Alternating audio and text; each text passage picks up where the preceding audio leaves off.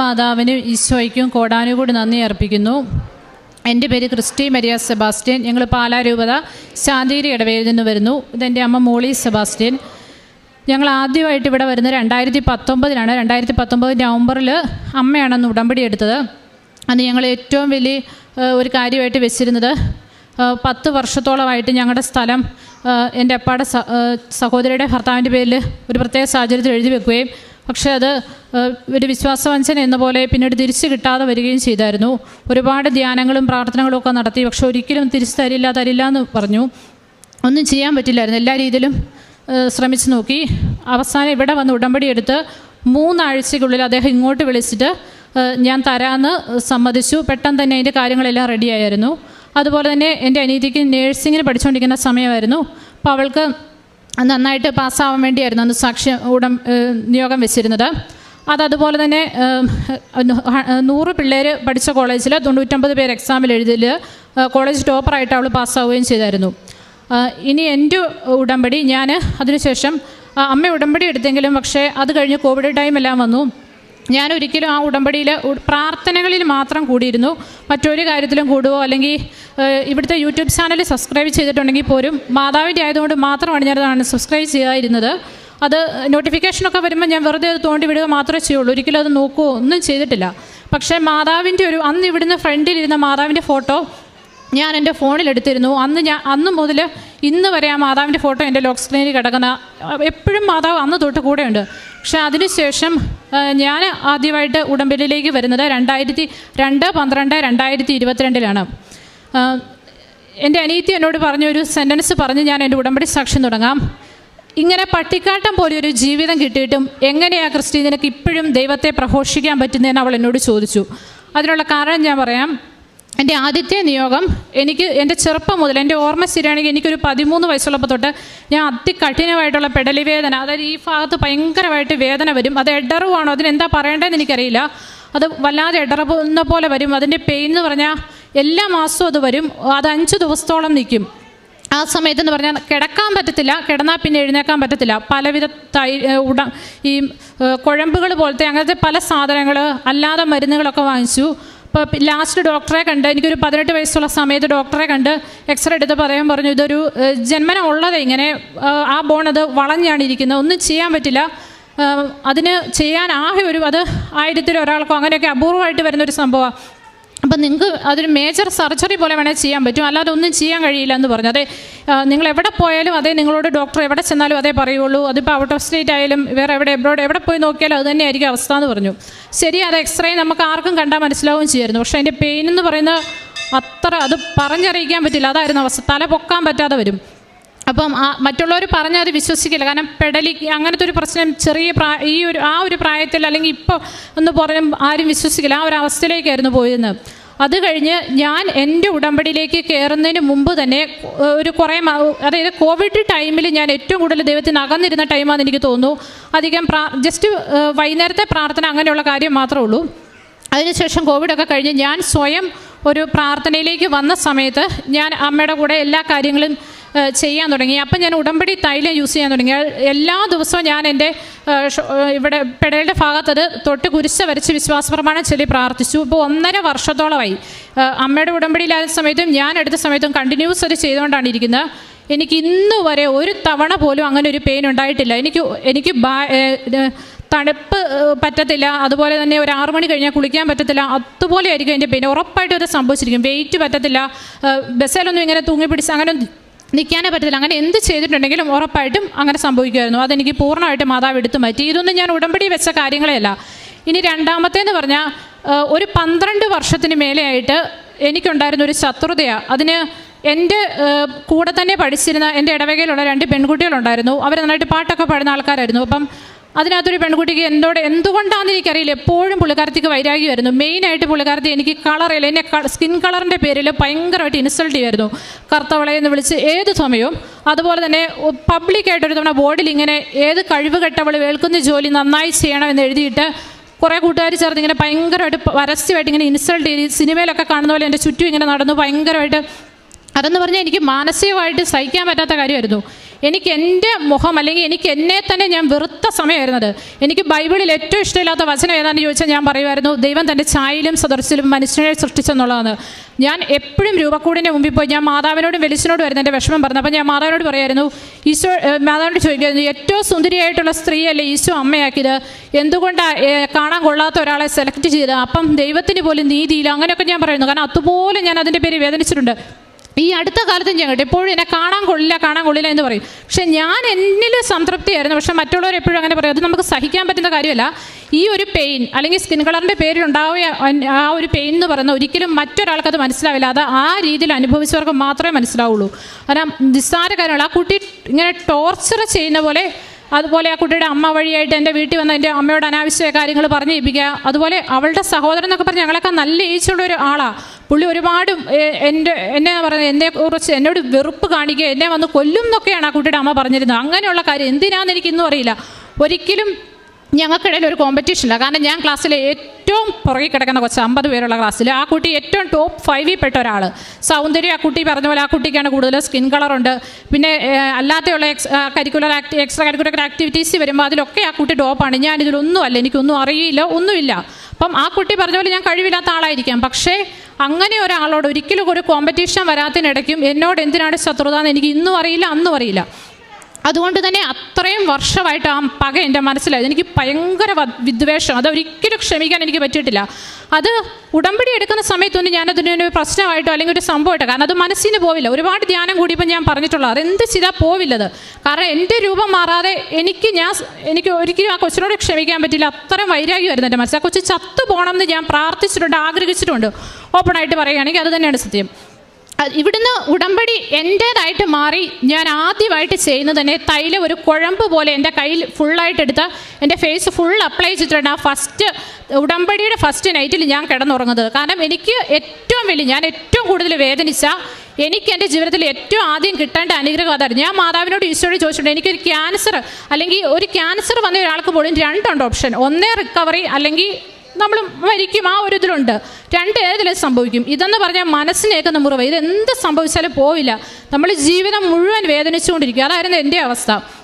ഞാൻ അങ്ങനെ ഉടമ്പടി തൈലം ചെയ്തു ഫസ്റ്റ് ദിവസം. സെക്കൻഡ് ദിവസം ആയപ്പോൾ എനിക്ക് സ്വയം എൻ്റെ മനസ്സിൽ എൻ്റെ അനിയത്തി ഇങ്ങനെ എന്നോട് പറഞ്ഞായിരുന്നു, മുഖത്തിന് വൈകൃതം ഒന്നും ദൈവം തന്നില്ലല്ലോ, ഇങ്ങനെ നമ്മളെ ജനിപ്പിച്ചില്ലേന്ന് എന്നോട് ചോദിച്ചിരുന്നു. അവൾ നന്നായിട്ട് സ്കിൻ കളറുള്ള ആളാണ്. പക്ഷെ ഒരിക്കൽ പോലും അവൾ എന്നെ ഇൻസൾട്ട് ചെയ്തിട്ടില്ല. ഞാൻ ഇപ്പം ഇട്ടിരിക്കുന്ന ഈ ഡ്രസ്സ് പോലും ഞാൻ ഒരിക്കലും എനിക്ക് കളർ ഡ്രസ്സ് എൻ്റെ ജീവിതത്തിൽ എനിക്ക് ഇടാൻ പറ്റിയിട്ടില്ലായിരുന്നു. ആ ഒരു കാലഘട്ടത്തിൽ ഓറഞ്ചും പീച്ചും കളറല്ലാതൊരു ഡ്രസ്സ് പോലും ഞാൻ എൻ്റെ ഇഷ്ടത്തിന് എൻ്റെ ജീവിതത്തിൽ ഇട്ടിട്ടില്ല. കാരണം അതുപോലെ സ്കിൻ കളറിൻ്റെ പേര് ഞാൻ അനുഭവിച്ചിട്ടുണ്ടെന്ന് പറഞ്ഞാൽ അതൊരു ബുക്ക് എഴുതാൻ മാത്രം കാണും. അതുപോലെ അത് ഞാനിവിടെ ചുരുക്കുക. പക്ഷേ ആ കുട്ടിയോടുള്ള അത്രയും വലിയ വൈരാഗ്യം ഞാൻ ആ കുട്ടിയോട് അതിൽ പിന്നെ വേണ്ടിയിട്ടില്ല. ഞാനൊരു ഗോൾഡ് ഇടാൻ പാടില്ല, അതൊക്കെ മണിക്കൂർ നിന്ന് ചെക്ക് ചെയ്ത് ഗോൾഡാണോ, അങ്ങനെ എനിക്കറിയില്ല അതിനെക്കുറിച്ച് പറയാൻ.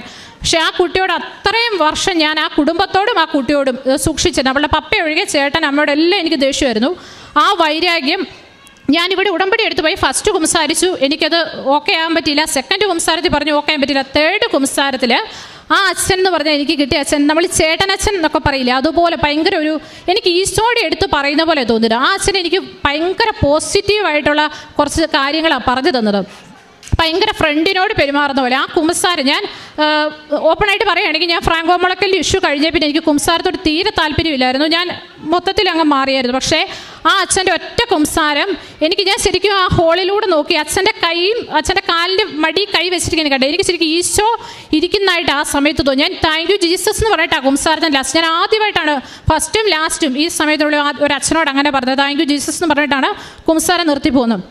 ഭയങ്കര പോസിറ്റീവ് എനർജി ആയിരുന്നു എനിക്കത് കിട്ടിയത്. അതുകൊണ്ട് എനിക്ക് ഭയങ്കര സന്തോഷം വന്നു. അതോടെ എൻ്റെ മനസ്സിലുണ്ടായിരുന്ന ആ ശത്രുത. അതുപോലെ തന്നെ ഞാൻ IELTS ക്ലാസ്സിൽ കേരളത്തിൽ അതിൻ്റെ ഏറ്റവും ഫേമസ് ആയിട്ടുള്ള ഏജൻസിയുടെ കീഴിലുള്ള ഇൻസ്റ്റിറ്റ്യൂട്ടിലാണ് ഞാൻ പഠിച്ചത് IELTS. പക്ഷേ അവിടെ ഇതുപോലൊരു സാറുണ്ടായിരുന്നു. അദ്ദേഹത്തിൻ്റെ സ്കിൻ കളർ ഭയങ്കര ഇമ്പോർട്ടൻ്റ് ആയിരുന്നു. അദ്ദേഹം സ്കിൻ കളറുള്ള ടിക്ടോക്കിലൊക്കെ ടോപ്പായിട്ടുള്ള വൈറലായിട്ടുള്ള ആ വക പെൺകുട്ടികളെ അക്സെപ്റ്റ് ചെയ്യുള്ളൂ. എൻ്റെ തോന്നലാന്ന് അമ്മയൊക്കെ എന്നോട് വീട്ടിൽ നിന്ന് പറഞ്ഞു. പക്ഷേ അല്ല, പോലെ ക്ലാസ്സിലെ ബോയ്സും എല്ലാം പറയാൻ തുടങ്ങി. അവർക്ക് അത് ഫീൽ ചെയ്തിട്ടുണ്ടോ എനിക്ക് അതുപോലെ തന്നെ ഇങ്ങനെ എനിക്ക് ഇൻസൾട്ട് കിട്ടിയിട്ടുള്ളതുകൊണ്ട് എനിക്ക് സമൂഹത്തെ ഫേസ് ചെയ്യാൻ പറ്റത്തില്ല. എനിക്ക് എല്ലാവരോടും വെറുപ്പും വിദ്വേഷമാണ്. ഞാൻ ഒരാളെ ആദ്യമായിട്ട് കണ്ട അയാളുടെ സ്കിൻ കളറായിരുന്നു നോക്കിയിരുന്നത്. അവർ വെളുത്ത മനുഷ്യനാണെങ്കിൽ ഞാൻ മാറിപ്പോവും. അതാണായാലും ആദ്യം എനിക്ക് സ്ത്രീകളോട് മാത്രമായിരുന്നു പ്രശ്നം, കാരണം അവരായിരുന്നു എന്നെ ഏറ്റവും ഇൻസൾട്ട് ചെയ്ത്. പിന്നീട് ഈ സാറിൽ നിന്ന് ഈ അനുഭവം കിട്ടിക്കഴിഞ്ഞാൽ പിന്നെ എനിക്ക് ആണിനെയും പെണ്ണിനെയും എല്ലാവരെയും പേടിയാകാൻ തുടങ്ങി. ഞാൻ എനിക്ക് മാക്സിമം ഞാൻ സംസാരിക്കാതെ അവിടുന്ന് ഞാൻ എങ്ങനെയായാലും പോകും. എനിക്ക് പേടിയാണോ വിഷമോ എനിക്കറിയില്ല, എനിക്ക് പേടി അവരെ ഫേസ് ചെയ്യാൻ. കാരണം ആ സാറെന്ന് പറഞ്ഞാൽ ഒന്നാമതൊരു ചെറുപ്പക്കാരൻ മനുഷ്യൻ.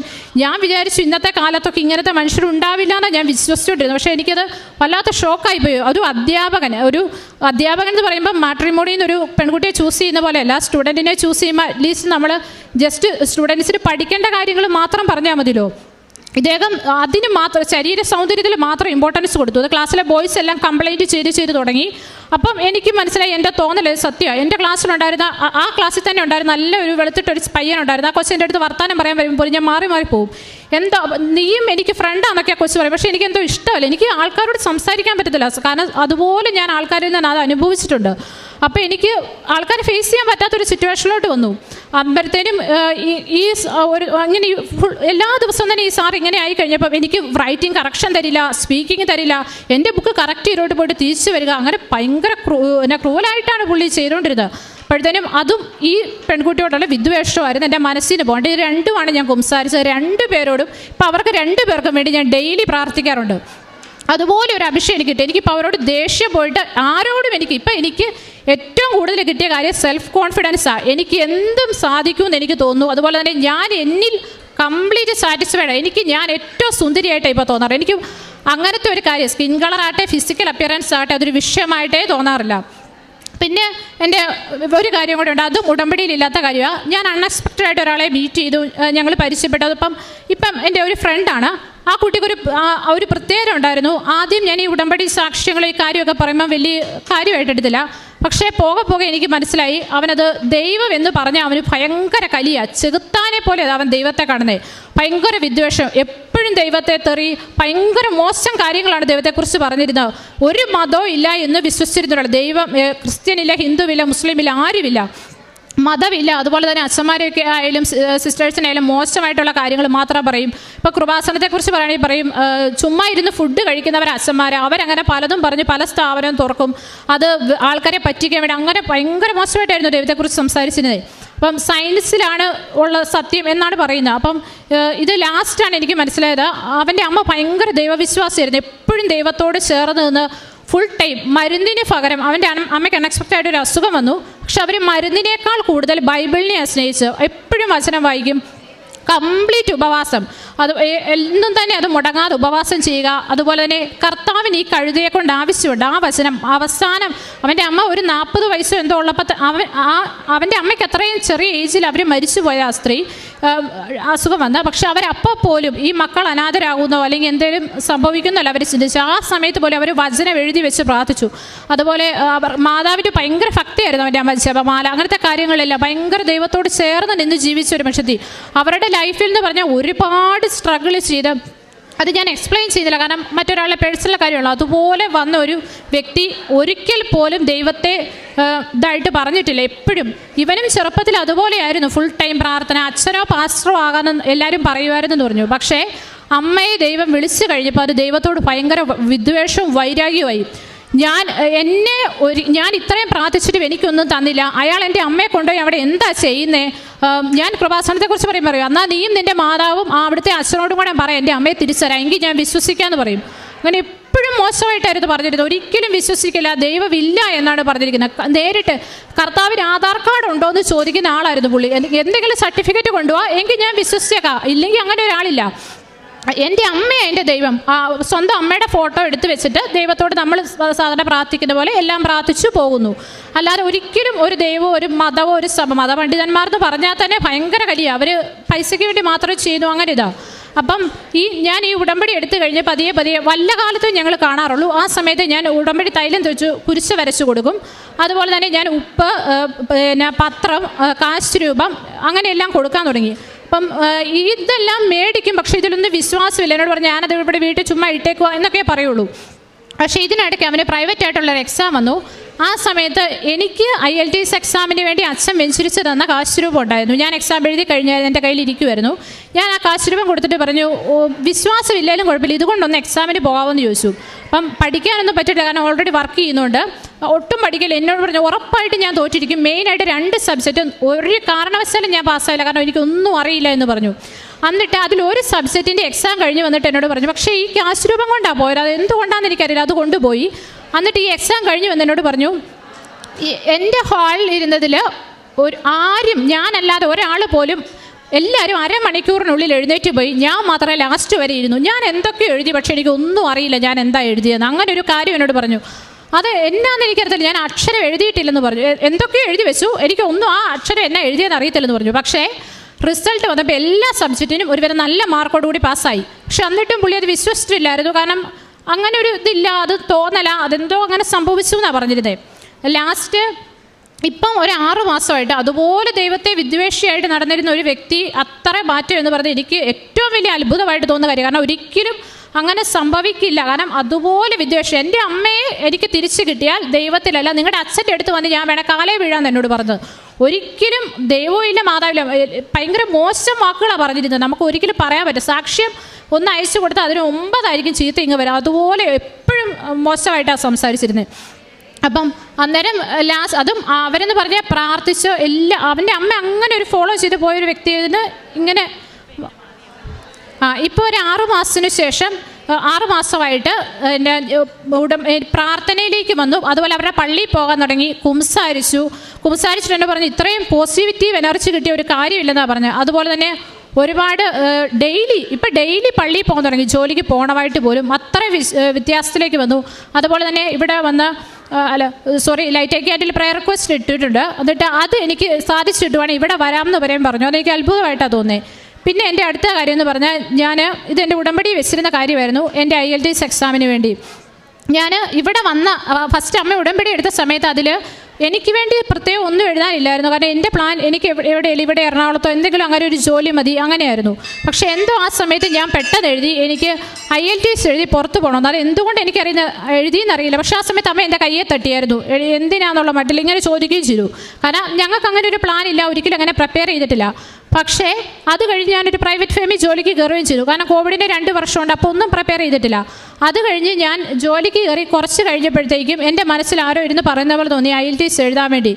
പെട്ടെന്ന് ഞാൻ ഇവിടെ വന്നു, പ്രാർത്ഥന ശക്തമാക്കി ഞാൻ പോയി IELTSന് പ്രിപ്പയർ ചെയ്തുകൊണ്ടിരുന്നു. അവിടെ ഞാൻ പറഞ്ഞല്ലോ സാറിൻ്റെ ഇഷ്യൂ, അങ്ങനെ ഒരുപാട് ഇഷ്യൂസ് ഫേസ് ചെയ്യേണ്ടി വന്നു. എൻ്റെ കൂടെ പഠിച്ചവരെല്ലാം IELTS പഠിച്ചിരുന്നവർ ഡോക്ടർ, എഞ്ചിനീയർ അങ്ങനെയുള്ള ആളുകൾ മാത്രമായിരുന്നു എൻ്റെ കൂടെ ഇരുന്നത്. കാരണം ഈവനിങ് ബാച്ചിൽ പിള്ളേരായിട്ടുള്ള ആരും തന്നെ ഇല്ലായിരുന്നു. അപ്പം ഞാനായിരുന്നു അവിടെ ഏറ്റവും അറിയത്തില്ലാത്ത ആൾ. എനിക്ക് ശരിക്കും ഇംഗ്ലീഷ് ഒന്നും അറിയില്ല, എനിക്കതിന് ഒട്ടും പറ്റത്തില്ല IELTS. അതുപോലെ തന്നെ എനിക്ക് സ്പീക്കിംഗ് എൻ്റെ അനിയത്തിയായിരുന്നു കറക്ഷൻ ചെയ്തോളൂ. ഞാൻ അവൾക്ക് വോയിസ് അയച്ചു കൊടുക്കും, അവളത് കറക്ഷൻ ചെയ്ത് തരുമായിരുന്നു. അപ്പം ഞാൻ ഫസ്റ്റ് അറ്റംപ്റ്റിൻ്റെ ഡേറ്റ് എടുത്ത് അറിഞ്ഞ സമയത്ത് അമ്മയെ വിളിച്ചിട്ട് പറഞ്ഞു, അമ്മേ അവൾ ഒരു കാരണവശാലും ജയിക്കില്ല, 99% അവൾ തോറ്റിരിക്കും. അത് അമ്മ അവളോട് പറയേണ്ട, അവളുടെ സെൽഫ് കോൺഫിഡൻസ് പോകും. പക്ഷേ അവൾ ജയിച്ചിട്ടുണ്ടെങ്കിൽ അത് മിറാക്കിളാന്ന് പറഞ്ഞു. പക്ഷേ ഫസ്റ്റ് അറ്റംപ്റ്റിൽ ഞാൻ ഉടമ്പടി കാശ് രൂപവും ഉടമ്പടി തൈലം തൊട്ട് പ്രാർത്ഥിച്ച്, ഞാൻ എൻ്റെ പഠിക്കുന്ന എല്ലാ മെറ്റീരിയലിലും എപ്പോഴും ഉടമ്പടി കാശ് രൂപം വെച്ച് ഓരോ തവണ തൈലം തൊട്ടായിരുന്നു പ്രാർത്ഥിച്ചിരുന്നത്.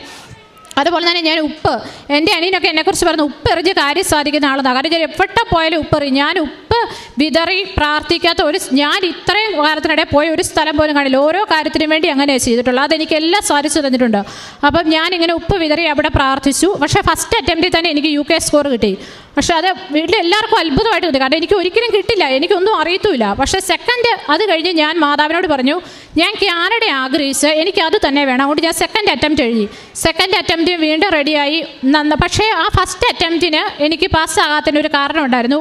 ഞാൻ കാരുണ്യ പ്രവർത്തികൾ ചെയ്ത് തുടങ്ങിയിട്ടില്ലായിരുന്നു, ഒന്നുപോലും ചെയ്തിട്ടില്ല. കാരണം എനിക്ക് അറിയില്ലായിരുന്നു എന്നല്ല, എൻ്റെ കയ്യിൽ ഇത്രയേ ഉള്ളൂ പൈസ, അതുകൊണ്ട് ഞാനൊരു ഓർഫണേജ് ഒക്കെ വിസിറ്റ് ചെയ്ത് അവർക്ക് എന്താ കൊടുക്കാൻ പറ്റുക അങ്ങനെയൊക്കെ ഞാൻ ചിന്തിച്ചിട്ട്. പക്ഷേ അന്ന് ഞാൻ ഇവിടെ വന്ന മാതാവിൻ്റെ അടുത്ത് പ്രാർത്ഥിച്ചിട്ട് പോകുമ്പോൾ എൻ്റെ ഒരു ഫ്രണ്ട് വിളിച്ചു. അത് അൺഎക്സ്പെക്റ്റഡ് ആയിട്ട്, ഒരിക്കലും ആ സമയത്ത് വിളിക്കാത്തൊരു ഫ്രണ്ട് എന്തോ സംസാരിക്കാനാണെങ്കിൽ പെട്ടെന്ന് എന്നോട് പറഞ്ഞു, അവർ കാരുണ്യപ്രവൃത്തി ചെയ്യുന്നതിനെക്കുറിച്ച്, അത് ഉടമ്പടി എടുത്താണെന്നല്ല, പക്ഷേ ചുമ്മാ ഇങ്ങനെ ചെയ്യുന്നതിനെക്കുറിച്ച് എന്നോട് പറഞ്ഞു. അപ്പം ഒരു വരുമാനമില്ല, പക്ഷേ ഞങ്ങൾക്ക് ഉള്ളതിനകത്തുനിന്ന് ഒരു 1000 രൂപയാണ്, അത് ഞങ്ങൾ കൊടുക്കും, ആ രീതി പറഞ്ഞു. അപ്പോൾ പെട്ടെന്ന് എൻ്റെ മനസ്സിലും വന്നു, എനിക്ക് അത്രയും ഒരു ചെറിയ തുച്ഛമായ ഒരു ശമ്പളമുണ്ട്, അതിൽ നിന്ന് എനിക്ക് കൊടുക്കാമല്ലോ എന്ന്.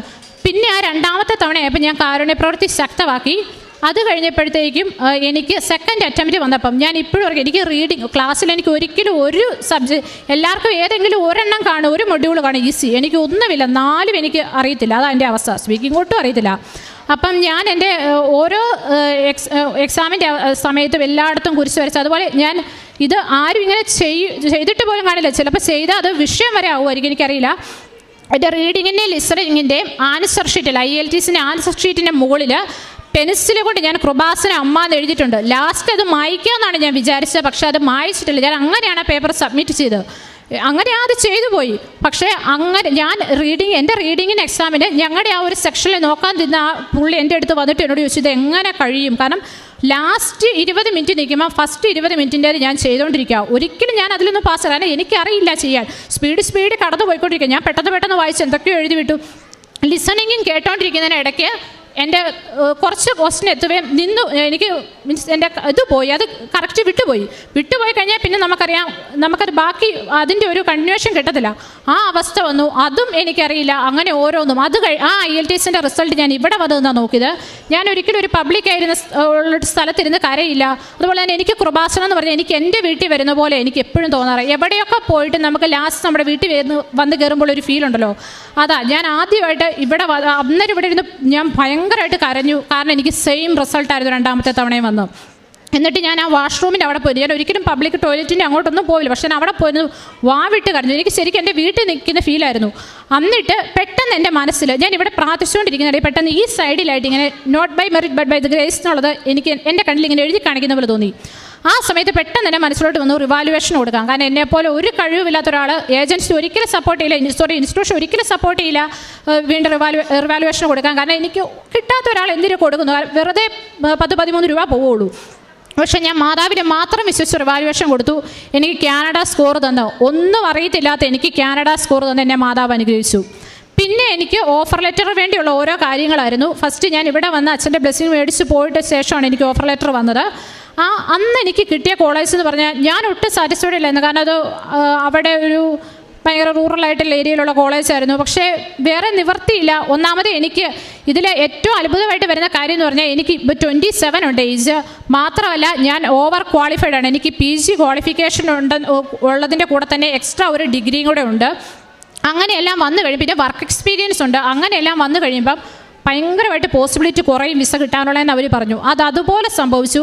ആ വിസ എനിക്ക് 3 തവണ പടപടയെന്ന് എനിക്ക് റിജക്ഷൻ വന്നു. അപ്പം ഏജൻസി എന്നോട് പറഞ്ഞു ഇത് നടക്കില്ല, ഇത് ക്രിസ്ത്യൻ ഇനി വെക്കണ്ട, അല്ലെങ്കിൽ നമുക്ക് പിന്നെ എന്തായാലും നോക്കാന്നുള്ള അവരും മടുത്തു.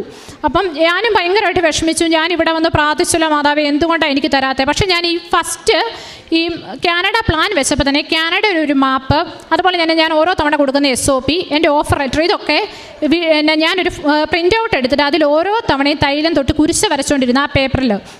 അപ്പം ഞാൻ ആ കാനഡയുടെ മാപ്പിൻ്റെ ബാക്ക് സൈഡിൽ ഞാൻ ആഗ്രഹിക്കുന്ന ഒരു കോളേജിന് വേണ്ട കാര്യങ്ങൾ എഴുതുമായിരുന്നു. പക്ഷേ എന്നിട്ട് എനിക്കിത് റിജക്ഷൻ വന്നു. പക്ഷേ അതിനെക്കുറിച്ച് ഞാൻ സീരിയസ് ആയിട്ട് ആലോചിച്ചില്ല. എങ്ങനെയും അവിടെ എത്തുകാതെ ചിന്തിച്ചുള്ളൂ. അപ്പോൾ ഈ റിജക്ഷൻ വന്നു കഴിഞ്ഞാൽ എനിക്ക് ഭയങ്കര വിഷമമായി. അപ്പോൾ അതുപോലെ തന്നെ ആ സമയത്ത് എൻ്റെ ചേട്ടൻ വിളിച്ചിട്ട് പറഞ്ഞു പുള്ളി UK നീ എൻ്റെ ആ ഒരു ഏരിയയിൽ എവിടെയെങ്കിലും യൂണിവേഴ്സിറ്റിയിൽ എടുത്തോ, അഡ്മിഷൻ എടുത്തോ, പാർട്ട് ടൈം ജോലി പുള്ളി സെറ്റാക്കി തരും, അക്കോമഡേഷൻ പുള്ളിയുടെ കൂടെ വേണേൽ പുള്ളിയുടെ കൂടെ താമസിക്കാം, അല്ലെങ്കിൽ ഇത് വേറെ ഞാൻ റെഡിയാക്കി തരാം, എല്ലാ കാര്യങ്ങളും പൈസ വരെ പുള്ളി മുടക്കാം. എനിക്ക് അവിടെ അന്നേരം എല്ലാ മെറിറ്റും ഉള്ള രീതിയിൽ വന്നു. ജസ്റ്റ് വിസ മാത്രം എടുത്താൽ മതി. മാത്രമല്ല എനിക്ക് ഉറപ്പായിട്ടും UK എഴുതി പോകാൻ പറ്റും. കാരണം എൻ്റെ IELTS എനിക്ക് UK പോകാൻ IELTSൻ്റെ ആവശ്യമില്ല. എന്ന് വെച്ചാൽ IELTS എഴുതാതെ പോകാൻ പറ്റും. ഇഷ്ടംപോലെ കോളേജിൻ്റെ ഓപ്ഷൻസ് ഉണ്ട്. എനിക്ക് ഒരുപാട് കോളേജ് ഏജൻസി തന്നെ അയച്ചു തന്നു, ക്രിസ്റ്റി കൺട്രി മാറ്റിക്കോളാൻ പറഞ്ഞു. അന്ന് ഞാൻ മാതാവിനോട് പറഞ്ഞ ഒരു കാര്യമുണ്ട്, മാതാവേ ഞാൻ നിന്നോട് ചോദിച്ചത് കാനഡയാണ്, കാനഡ എനിക്ക് കിട്ടി. ഞാൻ ഉടമ്പടിയിൽ വെച്ചത് അതാണ്. മനുഷ്യൻ പറയുന്ന കേട്ട് ഞാനത് മാറ്റില്ല. കാരണം ഉടമ്പടി, ഞാൻ ഒറ്റ വാക്കിൽ ഉടമ്പടിയെ പറയും, മനുഷ്യന് അസാധ്യമായത് ദൈവത്തിന് സാധ്യമാണ്. ഒരിക്കലും നടക്കില്ല എന്ന് പറഞ്ഞ കാര്യങ്ങൾ മാത്രമേ എൻ്റെ ജീവിതത്തിൽ നടന്നിട്ടുള്ളൂ ഈ ഉടമ്പടി എടുത്തു കഴിഞ്ഞ്. പിന്നെ അതുകൊണ്ട് ഞാൻ മാതാവിനോട് പറഞ്ഞു, മാതാവെ ഉടമ്പടി വർക്കൗട്ട് ആകണമെങ്കിൽ എനിക്ക് കാനഡ തന്നെ കിട്ടണം, ഞാൻ അതാണ് നിന്നോട് ചോദിച്ചത്, അതെനിക്ക് മതിയെന്ന്. ആ പറഞ്ഞതുപോലെ തന്നെ പിന്നീട് എനിക്ക് ഞാൻ അവരോട് പറഞ്ഞു എനിക്ക് ഒരു ഓപ്ഷനും കൂടെ തരണം കാനഡയ്ക്കുള്ളത്. അവരവസാനം സെർച്ച് ചെയ്തൊരു കോളേജ് തന്നു. അതും തീരെ ഓപ്ഷൻ കുറവായിരുന്നു എനിക്ക് കാനഡയുടെ കേസിൽ. പക്ഷേ അവരെന്നോട് പറഞ്ഞു ഞങ്ങൾ ഒട്ടും ക്രിസ്റ്റിയോട് പറയില്ല ഇതിനെ അപ്ലൈ ചെയ്യാൻ വേണ്ടി, കാരണം കിട്ടില്ല, വെറുതെ കൺട്രി മാറ്റി നോക്കുക, വേറെ ഏതെങ്കിലും സ്ഥലത്തോട്ട് നോക്കൂ, കിട്ടില്ല എന്ന് പറഞ്ഞു. പക്ഷേ ഞാൻ പറഞ്ഞു എൻ്റെ റിസ്കിൽ, അത് ഞാൻ അവരോട് പറഞ്ഞിരുന്നെങ്കിലും ഞാൻ മാതാവിൻ്റെ റിസ്കിലായിരുന്നു അത് ചെയ്തിരുന്നത്, നിങ്ങൾ അപ്ലൈ ചെയ്തോളാൻ പറഞ്ഞു. എന്നെ അന്നേരം എല്ലാം അവർ പറഞ്ഞുകൊണ്ടിരുന്നു വേണ്ട.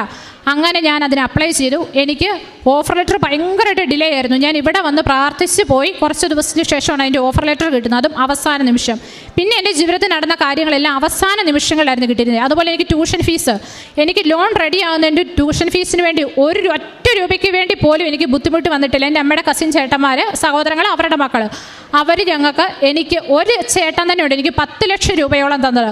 10 ലക്ഷം, 2 ലക്ഷം, 1 ലക്ഷം ഗോൾഡ്, അങ്ങനെ എല്ലാം ഇഷ്ടം പോലെയായിട്ട് അവരുടെ കയ്യിൽ നിന്ന് എനിക്ക് കിട്ടി. എൻ്റെ എല്ലാ ട്യൂഷൻ ഫീസും എനിക്ക് കറക്റ്റ് സമയത്ത് പേയ്മെൻറ്റ് നടത്താൻ പറ്റി. പക്ഷേ ലാസ്റ്റ് അപ്പോഴത്തേക്കും അങ്ങനെ വന്നു കഴിഞ്ഞപ്പോഴത്തേനും ലാസ്റ്റ് വന്നപ്പോൾ എൻ്റെ ഓഫർ ലെറ്റർ എനിക്ക് റെഡിയായി. അത് കഴിഞ്ഞ് ട്യൂഷൻ ഫീസ് എല്ലാം കറക്റ്റ് പേയ്മെൻറ്റ് നടത്താൻ പറ്റി.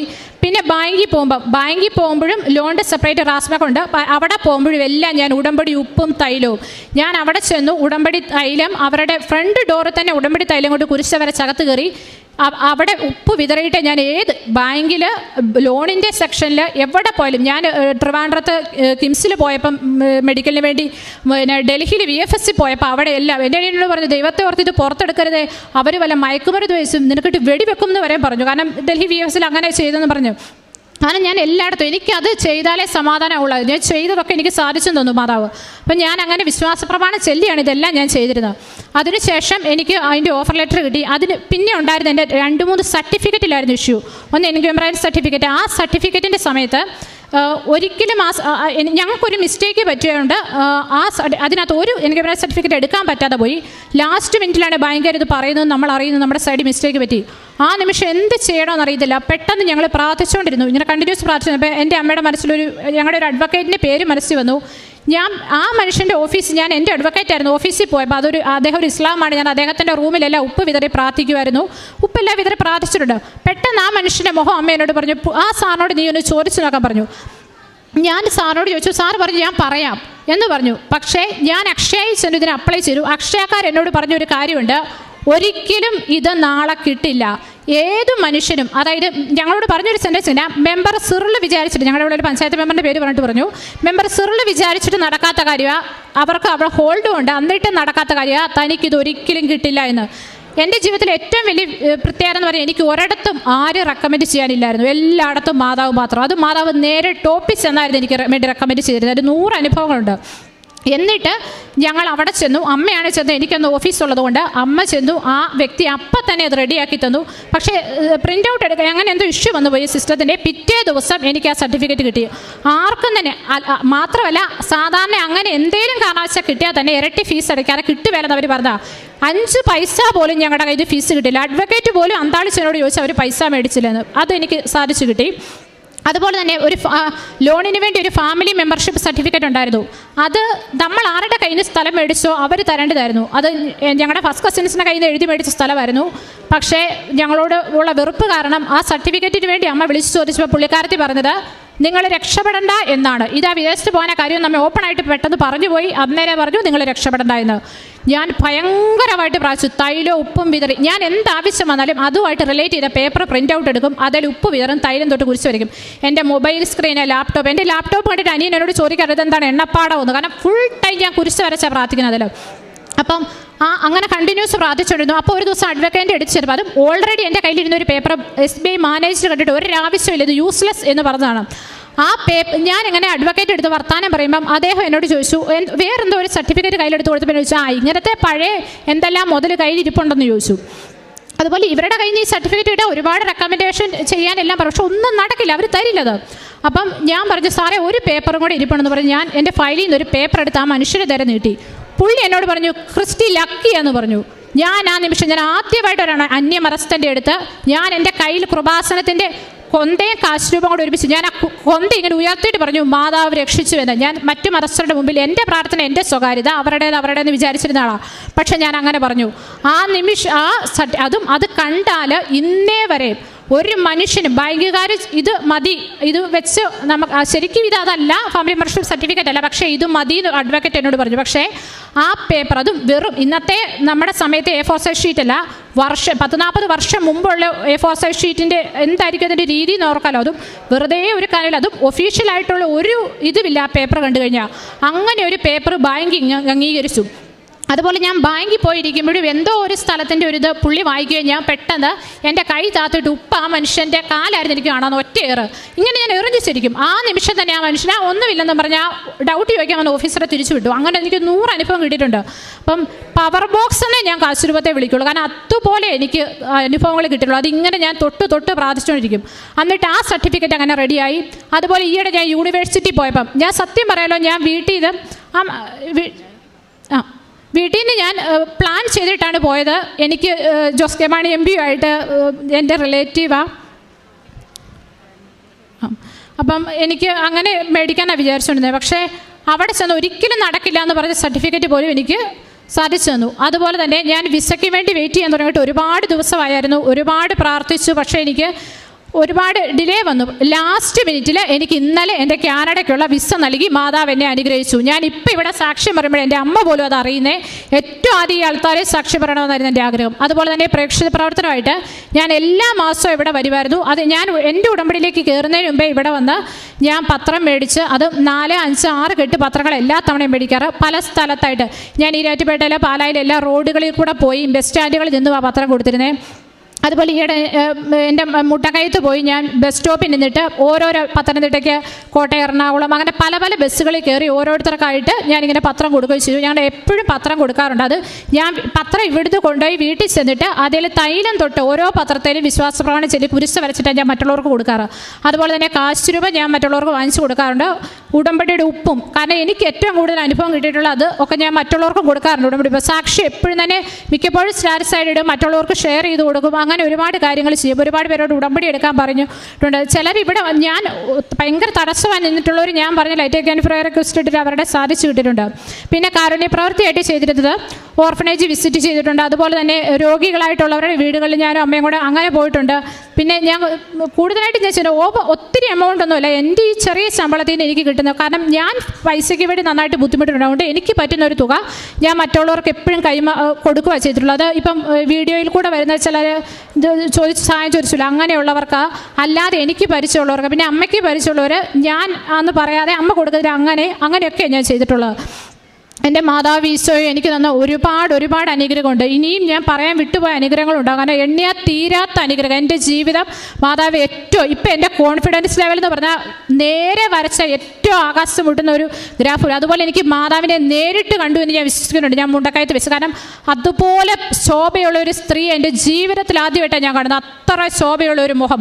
എനിക്കിതിവിടെ പറയാൻ ചെറിയൊരു ചമ്മൽ പോലെ ഉണ്ടായത്. കാരണം മനുഷ്യൻ വിശ്വസിക്കില്ലല്ലോ ഇന്നത്തെ കാലത്ത് ഇങ്ങനെ ഒരു പെൺകുട്ടി ഇങ്ങനെ ബോധമില്ലാതെ പറയുന്നത് ചിന്തിക്കുമല്ലോ എന്നോർത്ത് ഞാൻ അമ്മയോട് മാത്രം അത് പറഞ്ഞിട്ടുണ്ടായിരുന്നു. കാരണം എൻ്റെ ലൈഫിൽ ഞാൻ അങ്ങനെ ഒരു സ്ത്രീ ഇന്ന് വരെ കണ്ടിട്ടില്ല. അത്രയ്ക്ക് ശോഭ അവരുടെ മുഖത്ത്, അത്രയ്ക്ക് തല ചിരി. എനിക്ക് അവരെ കണ്ട്, അതും ഞാൻ ഇവിടെ വന്ന് അച്ഛൻ്റെ അടുത്ത് പ്രാർത്ഥിക്കുമ്പം അച്ഛൻ്റെ കുരിശുരൂപം എൻ്റെ കയ്യിലോട്ട് നിന്നപ്പോൾ എനിക്ക് കുനിയാൻ പറ്റുന്നില്ലായിരുന്നു. ഞാൻ ഇങ്ങനെ എൻ്റെ തല വിറയ്ക്കുന്ന പോലെ ആയിരുന്നു. ആ സമയത്ത് ജനുവരി 14 എഴുതി കാണിച്ചു. ഞാൻ വിചാരിച്ച് വിസ കിട്ടാനെന്ന്. പക്ഷേ അന്നാണ് ഞാൻ മാതാവിനെ കണ്ടത്. ഞാൻ പൂർണ്ണമായിട്ട് വിശ്വസിക്കുന്നു. അമ്മ എൻ്റെ കൂടെ വന്ന് അന്ന് മുതൽ ഇന്ന് വരെ എൻ്റെ ജീവിതം അവസാനം വരെ ഞാൻ അമ്മയ്ക്ക് വേണ്ടി ഈശോയ്ക്ക് വേണ്ടി ജീവിക്കും. ഞാനിപ്പോൾ ഏറ്റവും കൂടുതൽ പ്രാർത്ഥിക്കുന്നു. ഇനിയും പ്രേക്ഷിത പ്രവർത്തനം, കാരുണ്യ പ്രവൃത്തി, അതിനുവേണ്ടി ഞാനിപ്പോൾ എപ്പോഴും പ്രാർത്ഥിക്കാറുള്ള. അച്ഛൻ്റെ ഫ്രണ്ട് കഴിഞ്ഞ തവണ ബ്ലെസ്സിങ്ങിന് വന്നപ്പോഴും അത് മാത്രമാണ് ഞാൻ പ്രാർത്ഥിച്ചത്. എനിക്ക് എൻ്റെ ആവശ്യമൊന്നും ഞാൻ പറഞ്ഞില്ല, എനിക്കത് മാത്രം മതി. കാരണം അമ്മ അതുപോലുള്ള അനുഗ്രഹങ്ങൾ എൻ്റെ ജീവിതത്തിലോട്ട് തന്നിട്ടുണ്ട്, എന്നെ ഉയർത്തിയിട്ടുണ്ട്. ഈശോയ്ക്കും മാതാവിനും കോടാനുകോടി നന്ദി. യേശുവേ സ്തുതി, യേശുവേ ആരാധന.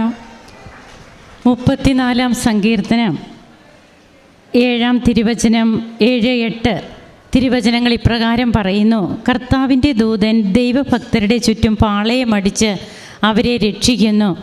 കർത്താവ് എത്ര നല്ലവനെന്ന് രുചിച്ചറിയുവിൻ, അവിടുത്തെ ആശ്രയിക്കുന്നവൻ ഭാഗ്യവാൻ. എങ്ങനെ ഉടമ്പടി ഈ മകളെ ഇന്ന് സാക്ഷ്യം പറയുവാൻ പരിശുദ്ധ അമ്മ ജീവനോടെ പ്രത്യക്ഷപ്പെട്ട ഈ അൾത്താരയിൽ അമ്മയുടെ സാക്ഷിയായി ഈശോയെ മഹത്വപ്പെടുത്തുവാൻ ഈ മകള് എങ്ങനെ കഴിഞ്ഞു, ഈ മകൾക്ക് എങ്ങനെ കഴിഞ്ഞു എന്നുള്ളതാണ്. തൻ്റെ ഓരോ അനുഭവങ്ങളും എണ്ണി പറയുകയായിരുന്നു. തനിക്ക് എങ്ങനെയാണ് ഈശോയെ അനുഭവിക്കാൻ സാധിച്ചത്, തൻ്റെ ജീവിതം എങ്ങനെയുള്ളതായിരുന്നു, ആർക്കും വേണ്ടാത്ത ഒരു വ്യക്തിയായി തന്നെ മാറ്റി നിർത്തിയ സാഹചര്യത്തിൽ നിന്ന് ഇന്നെങ്ങനെയാണ് ഈശോ തന്നെ എടുത്തുപയോഗിച്ചത്, എനിക്ക് കാരുണ്യപ്രവൃത്തികളും പ്രേക്ഷിത പ്രവർത്തനവും ചെയ്യണം, അതൊന്നു മാത്രമാണ് എൻ്റെ നിയോഗം, എനിക്ക് വേറെ ആവശ്യങ്ങളൊന്നുമില്ല. അങ്ങനെ തൻ്റെ ജീവിതം ഇന്നൊരു സാക്ഷ്യമാക്കി ഈ മകൾ മാറ്റുകയാണ്. ചെറുപ്പക്കാരായ മക്കൾ അവരുടെ ജീവിതത്തിൽ അവരനുഭവിച്ചറിഞ്ഞ കർത്താവിനെ, രുചിച്ചറിഞ്ഞ കർത്താവിനെയാണ് അവർ പ്രഘോഷിക്കുന്നത്. അത് ആർക്കും നിരസിക്കാൻ സാധിക്കില്ല. ഒരിക്കലും നടക്കാത്ത കാര്യങ്ങൾ ഉടമ്പടിയിൽ നടക്കുന്നു. It is not by merit but by grace. ഉടമ്പടിയുടെ പ്രധാനപ്പെട്ട കണ്ടന്റ് തന്നെയാണത്. അത് ഈ മകൾ ഇവിടെ നിന്ന് ഇത് ഉദ്ഘോഷിക്കുമ്പോൾ തീർച്ചയായും അത് തന്നെയാണ് നമുക്കും മനസ്സിലാക്കുവാൻ കഴിയുക.